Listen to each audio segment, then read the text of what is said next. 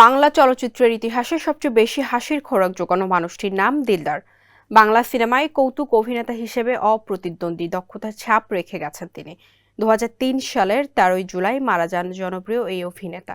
মাত্র 58 বছর বয়সে দিলদারের চলে যাওয়ায় বাংলা সিনেমায় যেমন অপূরণীয় ক্ষতি হয়েছে, তেমনি অভিভাবক শূন্য হয়ে পড়েছে তার পরিবার।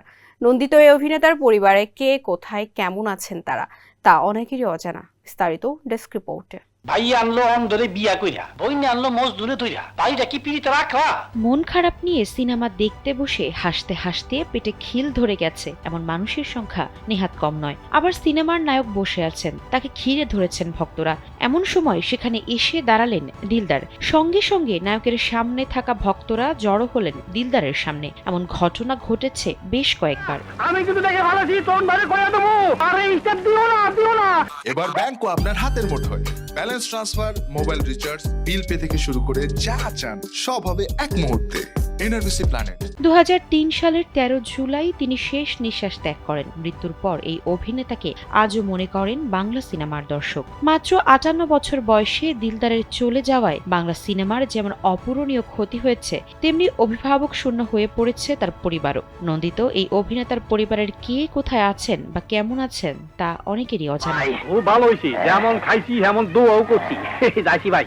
চাঁদপুরে জন্মগ্রহণ করা এই অভিনেতা দুই কন্যা সন্তানের জনক। দিলদারের স্ত্রী রোকেয়া বেগম সুস্থ আছেন। বর্তমানে তিনি স্বামীর রেখে যাওয়া বাড়িতেই থাকেন। ডেমরায় কৌতুক অভিনেতা দিলদার ভিলা নামে একটি 5তলা বাড়ি করেছিলেন দিলদার। এখন 4 তলা পর্যন্ত ভাড়া দেওয়া। 5 তলায় মাঝে মধ্যে থাকেন অভিনেতার স্ত্রী, আবার কখনো তিনি চাঁদপুর বা ঢাকায় মেয়েদের কাছে থাকেন।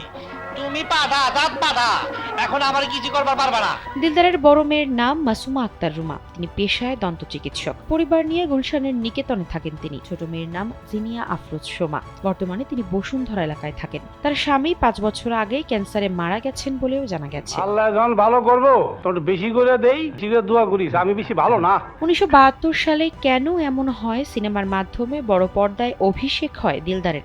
এরপর বেদের মেয়ে জ্যোৎস্না, বিক্ষোভ, চাওয়া থেকে পাওয়া, অন্তরে অন্তরে শুধু তুমি, আনন্দ অশ্রু, অজান্তে, প্রিয়জন, স্বপ্নের নায়ক, প্রাণের চেয়ে প্রিয়, নাচনেওয়ালি সিনেমায় অভিনয় করে দর্শক মাতিয়েছেন দিলদার।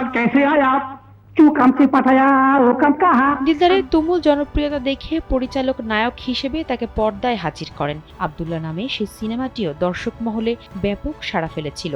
কাজের স্বীকৃতিস্বরূপ তুমি শুধু আমার সিনেমার জন্য জাতীয় চলচ্চিত্র পুরস্কার লাভ করেন দিলদার। গাছের নিচে ভাগটা আমার ভাগটা আমি কাটতাছি, তোর বাপের কি? বিনোদন ডেস্ক, কালবেলা।